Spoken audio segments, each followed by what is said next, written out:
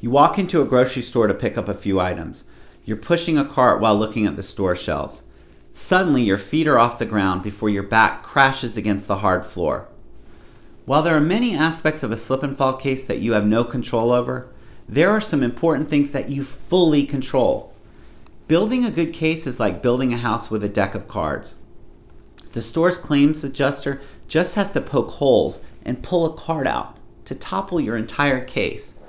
Unfortunately, far too often I see people unnecessarily do things that hurt their cases, or worse, destroy their slip and fall case. If you slip and fall in a store or other business property, avoid making the mistakes that I'm going to discuss today. Hi, I'm Scott Poisson. I've been helping injured people since 1993. I'm licensed to practice law in Nevada, Arizona, New Mexico, and Florida. Avoid making these mistakes, which you have complete control over.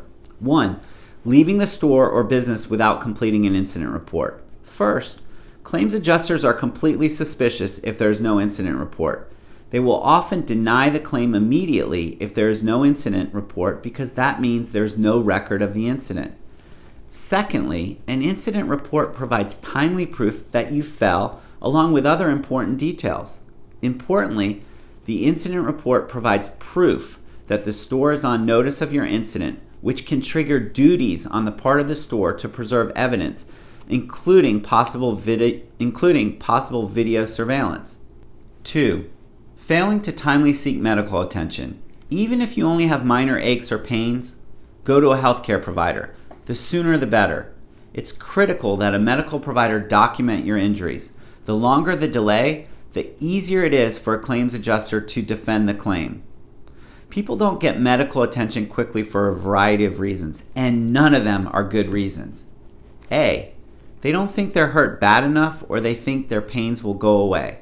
When someone doesn't report injuries to a healthcare provider for more than a few days, it only hurts a claim and gives ammunition for the claims adjuster.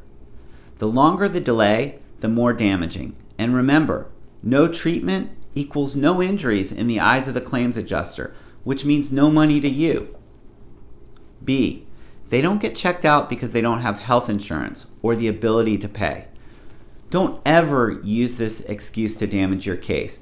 We have doctors who will provide the necessary care and treatment immediately on a lien, which means that you do not need health insurance and you don't pay money up front. In the description section below, I provide a link to my video on liens for a more thorough explanation. And C, they don't get checked out because they don't want to have to sit in a waiting room or be inconvenienced having to go to a hospital, urgent care center, or doctor's office. And I get it, who wants to be inconvenienced? However, and again, the longer the delay before a medical provider documents your injuries, the worse it is for your case. 3. Speaking directly to a claims adjuster without a lawyer. Understand that no matter how nice a claims adjuster sounds on the phone, they are not your friend. An adjuster's entire existence is to try to pay nothing or as little as possible on claims. What you say can be used against you. You are always at an unfair disadvantage because the adjuster knows the laws and importance of certain facts, and you don't. Adjusters are very good at appearing to be helpful to entice you to say something that can be used against you later to hurt your case. By talking directly to a claims adjuster without a lawyer, you are playing right into the insurance company's hands. 4. Posting on social media. In today's world, it is standard procedure for insurance companies and defense attorneys to search social media for pictures and posts about you. The context of pictures and posts can easily be twisted against you and destroy your case. That seemingly harmless picture could end up costing you tens of thousands of dollars. A picture of you momentarily smiling, laughing, or having fun can be twisted and used to argue that you're really not hurt, or you just suffered minor injuries that are no big deal. Similarly, any pictures capturing you doing any physical activities will certainly be used against you. Don't make things easy for an insurance company. 5. Lying to your doctors. This is the big one. It happens too frequently as people think that they can outsmart everyone, and they can't. I've seen this unnecessarily ruin cases. Understand that you cannot hide prior accidents, injuries, and insurance claims from an adjuster or defense attorney. A lot of people are less than truthful out of fear that if they disclose something, it could hurt their case. While it may be true that a fact could decrease the value of your case, lying will outright destroy your case. Here's how it typically plays out. Person's injured in a slip and fall and goes to a hospital or to a doctor. The doctor will take what is called a medical history. They will ask if the person has had prior injuries or complaints to the same parts of the body. The person does not want to disclose back pain that he or she had 2 years earlier from a car accident. The person thinks it will hurt the case if he or she tells the truth. But the other side will eventually find out because they get to subpoena all of your prior medical records from hospitals, doctors, and insurance companies. They will get your pharmacy records to see if you've ever been prescribed pain medications. They also have access to national databases that can provide a wealth of information about you. They will use every resource and search under every stone to find out as much as possible about you. And when they find out that you've been less than truthful, they will do everything possible to try to use it to destroy your case by arguing that you're a liar, you can't be trusted, and you have no credibility.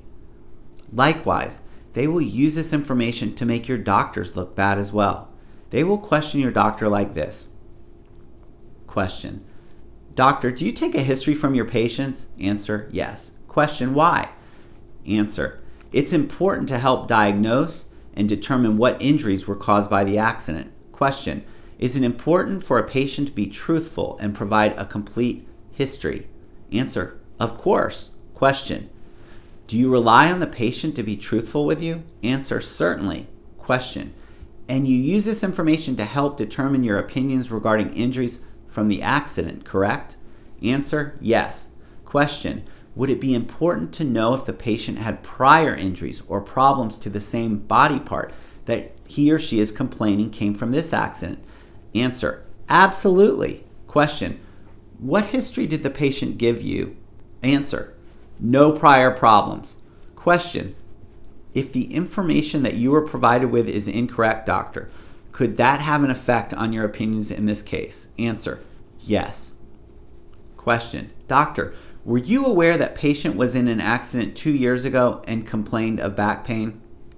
Answer: no. Question: is that something that would have been important to know? Answer: yes. Now this person has a big problem. The person tried to hide information, so now looks like a liar. It also really highlights the prior injury.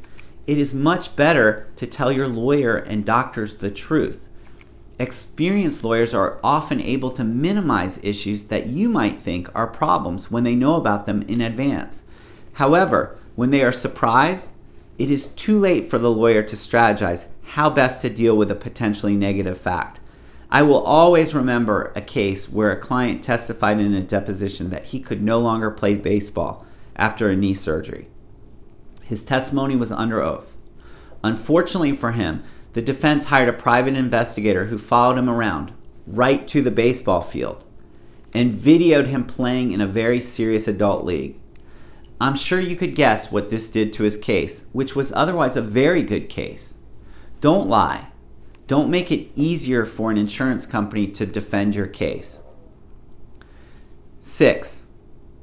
Downplaying your injuries. Don't try to be Superman. Fully disclose all aches, pains, and problems to your doctors.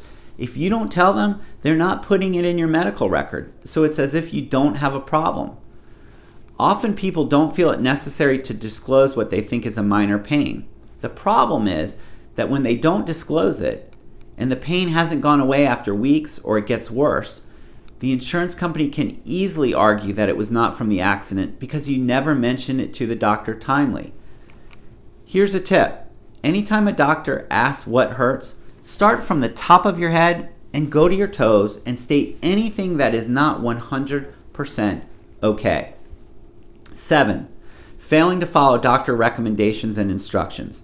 First of all, make sure you show up for all your appointments. Secondly, follow doctor's advice. If they tell you to do something or not to do something, it's a good idea to listen and obey. If a doctor recommends treatment and you ignore it, you're essentially telling the claims adjuster that you don't need it or you're not hurt that bad. And if the adjuster does not think you're injured, then no money will be coming your way. 8.